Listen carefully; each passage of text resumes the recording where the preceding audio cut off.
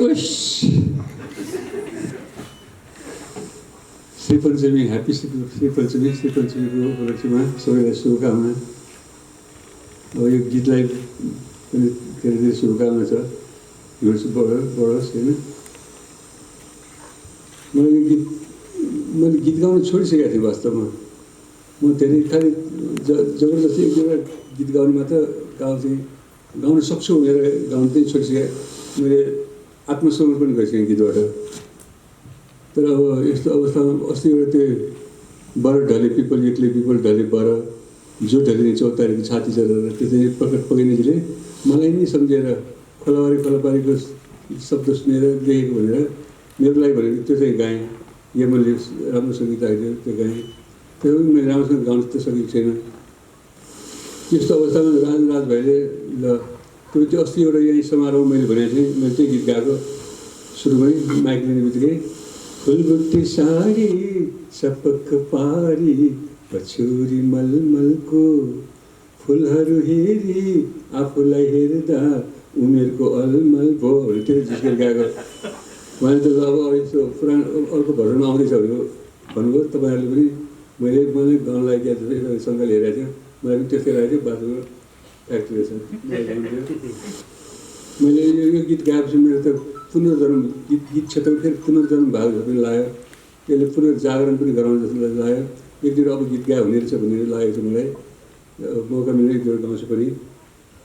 यसमा सबै गीतको पक्ष अब फेरि अब मार्मिक लामा भाइले त्यति राम्रोसँग गाएको जुन उहाँले जस्तो म गाउनै सकिनँ।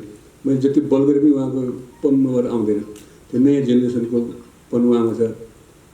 अनि मिलन नेवा बहिनीले यति राम्रो गायो फेरि मेलोडियसले त्यसरी पनि म गाउन सक्दिनँ। अब म के गरौँ होला।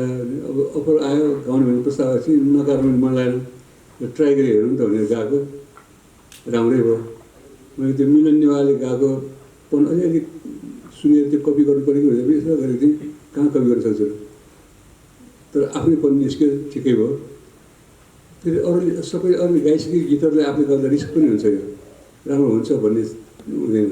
एउटा स्वाद दिमागमा बसिएको हुन्छ दर्शकको श्रोताको, त्यसलाई फेरि आफूले नयाँ स्वाद दिन गाह्रो हुन्छ।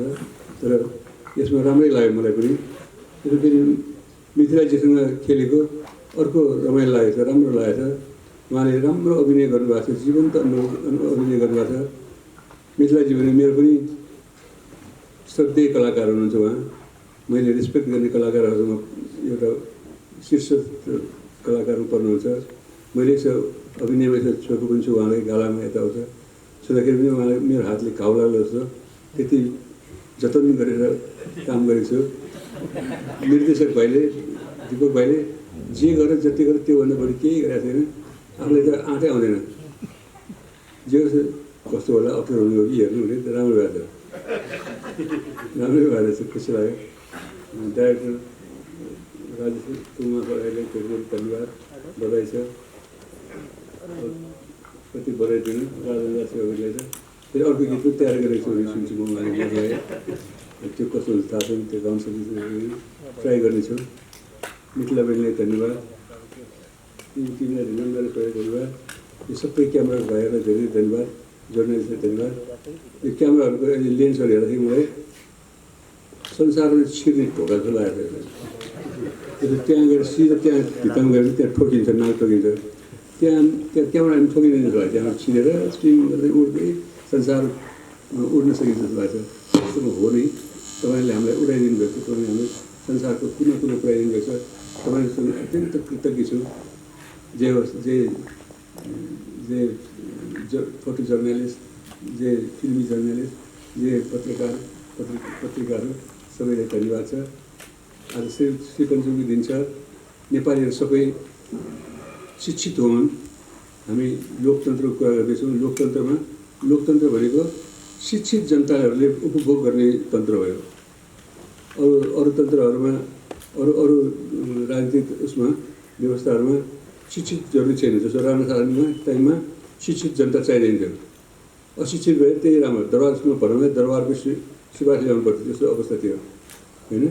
तर त्यस्तो जनतालाई शासन गर्न सजिलो पनि हुन्छ।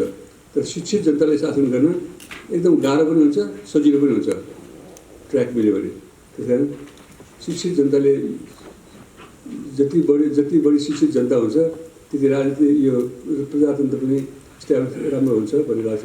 त्यस कारण यो माता सरस्वतीको आशीर्वाद लागोस्, नेपाली जनताहरू सबै शिक्षित हुन्, यो भन्न चाहन्छु। हरिवंशलाई धन्यवाद दिउँ कि नदिउँ?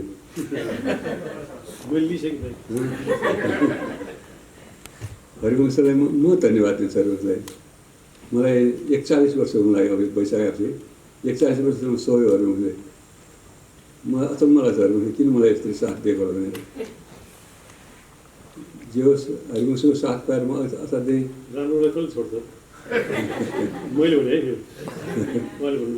हरिवंशको प्रशंसा गर्दा म किन्छु। हरिवंशको त्यस्तो साथ पाएको छु मैले।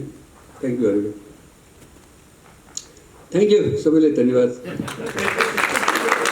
सबै सरस्वती माताको आशीर्वाद पाएका आफ्नो विद्यामा निपुण व्यक्तित्वहरूलाई हार्दिक नमन गर्दछु। सँगसँगै आदरणीय दाइहरूको साथमा उभिन पाउनु मात्रै ठुलो कुरा हो। उहाँहरूले कुर्नु भएको यति ठुलो बाटो, यति फराकिलो आकाशमा अलिकता मात्रै साथ पाउँदा आफूलाई भाग्य मान्ने ठानेकी छु। अब राजन भाइको कुरा गर्नुपर्दा गीतसँग चिनेको थिएँ, सङ्गीतले चिनेको थिएँ, टेलिफोनमा बोलेको पनि थिएँ, प्रत्यक्ष भेट भएको थिएन। अघि आएँ नरेश भाइसँग कुरा गरिराख्दा उहाँ हो कि जस्तो पनि लाग्यो। उहाँले पनि केही भन्नु भएन, नमस्ते भयो, सबैलाई नमस्ते गरेँ। अनि गएर मैले हरि दाइलाई सोधेँ, हरि दाइ मैले त नरेश भाइ के अरे हाम्रो राजन भाइलाई चिनेकै छैन भन्दा के भन्नुभयो भने थाहा छैन, फुलबुट्टे कोट लगाएको भनेपछि पुगिहाल्यो। किनभने शिरदेखि पाउसम्म नेपालमा मात्रै होइन सारा संसारमै फुलबुट्टे भएर चिनेको मान्छेलाई मैले नचिन्नु मलाई आफूलाई धिक्कार छ जस्तो लाग्यो। किनभने यस्तो आफ्नो कलाकृतिले सबको मन जितिसक्नु भएको छ, यहाँलाई पनि बधाई छ। र हाम्रो युवा पिँढी मलाई पनि भन्नुपर्छ मैले, किनभने हाम्रो निर्देशक राजेश भाइलाई उहाँसँग यति धेरै छ। अब अहिले त जस्ट टेलर मात्रै जस्तो लाग्छ, किनभने क्रिएसन गर्ने मान्छे र उहाँसँग यति इजी पनि रहेछ। सुरु उहाँसँग अलमल छैन। अब हामीलाई बरु अप्ठ्यारो लाग्छ के गर्नुहुन्छ होला जस्तो लाग्थ्यो होइन, तर उहाँ यति सजिलोसँग आफ्नो विषयवस्तुसँग यति सफासँग काम गर्नुभएको छ। त्यो स्क्रिनमा देखिएकै छ। काम क्रिएसन गर्नेहरूको काम आँखाले देखेर यहाँ बस्ने हो। उहाँ सबैको हृदयमा बस्नु भएको छ। धेरै धेरै बधाई छ तपाईँलाई पनि। र जो जहाँ बसे पनि तपाईँहरूको क्यामेरामा, तपाईँहरूको कलममा नपरुन्जेल कोही कहीँ पनि पुग्दैन। मैले बोल्दा एकजनाले सुन्ला र तपाईँहरूले देखाउनु भयो, लेख्नु भयो भने संसारले सुन्छ, होइन त दाइ? किनभने संसार माध्यम यति सशक्त भइसक्यो कि हामीले रङ्गमञ्चदेखि सहकार्य गरेका छौँ, तर हामीले सुरु गर्दा यति दौडिने यति सजिलो थिएन। अहिले 1 मिनेटमा संसारको कुनामा पुगिन्छ, सेकेन्डमा पुगिन्छ। यो सबै अहिलेको नयाँ प्रविधि नै हो। र अहिलेको प्रविधिमा हुर्केका सबै नयाँ जेनेरेसनहरूलाई, नयाँ पिँढीहरूलाई अगाडि बढ्ने शुभकामना दिँदै आज मलाई यो मौका दिने सबैभन्दा म मदन दाइसँग धेरै आभारी छु। उहाँको स्वर कान आँखा सुन्ने हो भने मदन दाइले 25 वर्ष अगाडि गए जस्तो लाग्छ, हो कि आज गए जस्तो लाग्दैन। मैले भन्दा कहिले गाएको गीत भनेर पनि सोधेँ। मतलब मदन दाइले गीत सङ्गीतलाई ओझेलमा पार्नुभयो भन्ने गुनासो म कहिलेकाहीँ गर्छु भने, दाइ तपाईँ लेख्नुहुन्छ गाउनुहुन्छ तर कहिलेकाहीँ गीत सङ्गीत अलि ओझेलमा परेर अरू विधा चाहिँ अगाडि गाऊ कि जस्तो लाग्छ भन्थे। तर एक फोरको यस्तो मारिदिनु भयो कि मेरो बोल्ती बन्नुभयो। यस्तो राम्रो गाउनु भएको छ दाइ। मैले कोसिस गरेँ बन्दाइलाई साथ दिने, सूर्यको अगाडि दियो भने जस्तो भयो। त्यसैले यो गीतले सफलता पाउँछ, पक्कै पनि पाउँछ। किनभने जहाँ मदन दाइ हरिदाईहरूको पाइला अगाडि बढिसकेपछि कला क्षेत्रमा ती अप्ठ्यारा ठाउँहरू, ती ढोकाहरू आफै खुल्दै जान्छ। मनमा यस्तो बसिसक्नु भयो कि आँखाको माध्यमबाट मुटुमा बास बस्न सक्ने सक्षम कलाकारहरूको साथले मैले पनि आशा राखेकी छु। धन्यवाद। मदन दाईले यति मिठो गाउनु भएको छ, साँच्चीकै मदन दाईको स्वर यो गीतमा एकदम धेरै परिमार्जित भएको छ उहाँले, र मेहनत धेरै गर्नु भएको जस्तो लाग्छ मलाई, र मेहनतको फल असाध्यै राम्रो छ। र म्युजिक डाइरेक्सनको पक्ष अनि त्यसपछि छायाङ्कनको पक्ष एकदमै प्रशंसनीय पक्ष छ। र त्यसमाथि मिथिलाजी, हाम्रो मिथिला बहिनी मदन दाईको रात फिल्म सम्झन्छु म। रात फिल्म हाम्रो खिच्ने गर्दै हुनुहुन्छ, त्यो रात टेलिचलचित्र जब छायाङ्कन भएर त्यसलाई टेलिकास्ट भयो, त्यसपछि मदन दाई र मिथिलाजीको जोडी एकदमै राम्रो जमेको थियो। त्यो बेलादेखि नै दुईजनै राम्रो सक्षम अभिनय गर्ने, उहाँहरूको अभिनयको रेन्ज पनि त्यसमा देखेको थियो। त्यसपछि सुख दुःख चलचित्रमा पनि उहाँहरू जोडी भएर आउनुभयो, र यो गीतले आज त्यसलाई रिन्यू गरेको छ। र बुढो भए पनि हिरो हुँदो रहेछ न भन्ने कुरा, चाइनिज हिरो हो कि जापानिज हिरो हो कि नेपाली हिरो हो कि त्यस्तो देखेछ। मेरो दाई यस्तो ह्यान्डसम देखेछ होइन, र दाई मात्रै ह्यान्डसम देखेर पुगेन, दाईको जोडी मिथिला बहिनी आजको एकदमै हटपट हिरोइनहरू। र यो गीतले अब 3 करोड त पहिले नै भ्युअर्स पुगिसकेको छ। अब यो गीतले फेरि अर्को 1 करोड 1.5 करोड भ्युअर्स पक्कै थप्नेछ, ट्रेनिङमा आउनेछ। आज यो समारोहमा यति राम्रो सरस्वतीको पूजाको दिनमा हामी सरस्वती पुत्रहरू हुनुहुन्छ, सबै क्यामेरा बोक्नेहरू पनि सबै सरस्वती पुत्र हुनुहुन्छ। तपाईँको पनि एउटा विद्या हो, तपाईँको विद्याले यो चिजलाई आज संसार समक्ष पुर्याइदिन्छ। र यहाँहरूसँग भेट्न पाइयो आजको दिनमा। दाईको गीतमा चिफ गेस्ट हुनु पाएँ म, तर म जहिले पनि चिफ गेस्ट, अस्ति पनि यही समारोह यही हलमा यही समूहले गरेको गीतमा पनि म चिफ गेस्ट भएको थिएँ। म 1 घन्टा अगाडि आएको थिएँ, पछि फटाफट मान्छे आउँदै हुनुहुन्थ्यो। आज पनि त्यस्तै भयो, चिफ गेस्ट एकदम चाँडै आएँ। तर चिफ गेस्ट होइन, चिफ गेस्ट पनि होइन, फेरि म चिफ गेस्टै हो। र आजको दिनमा यहाँहरूसँग भेट्नु पाइयो।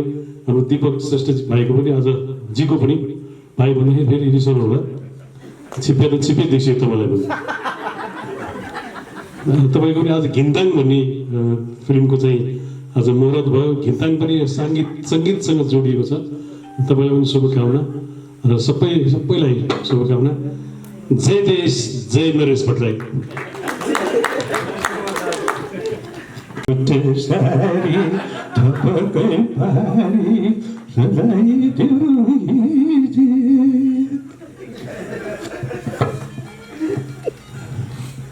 राजन राज शिवाकोटी आज सरस्वती पूजाको दिनमा सरस्वती माताको छोरा, म जेमा पनि हात हाले कि सबै गीत खेर जान्छ, धेरै गीत खेर जान्छ।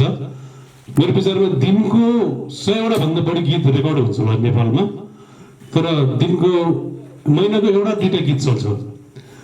र सबै गीत राम्रो भइकन पनि कति गीत खेर गइरहेको हुन्छ।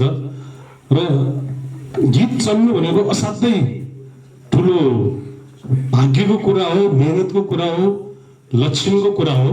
तर राजन भाइ यस्तो मान्छे हुनुहुन्छ कि उहाँले जति कम्पोज गर्नु भएको छ त्यसमा 99% गीतहरू सफल हुनु भएको छ। र त्यसरी म राजन राज शिवाकोटीज्यूलाई सरस्वतीको पुत्र भनेर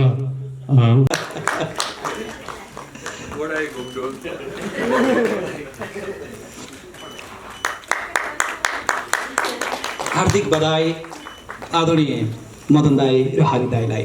अब फेरि काम त सकिया छैन, अब हजुरले यता राख्नु पर्यो आफूले सम्मान प्राप्त गरेको कुरा। र अब आदरणीय कलाकार दिदी मिथिला शर्माज्यूलाई अब सम्मान।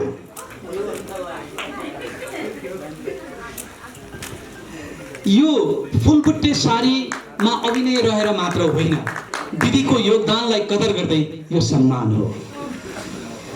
यो त टिम भयो, टिमको हिसाबमा त त्यसै पनि हक लाग्यो, तर पनि दिदीको जुन योगदान छ कलाकारिता क्षेत्रमा यो विशेष र खास छ।